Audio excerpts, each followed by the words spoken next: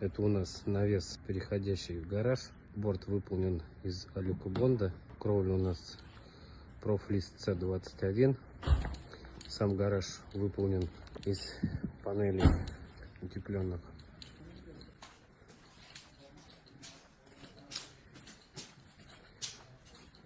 Также здесь мы установили дверь Дархан.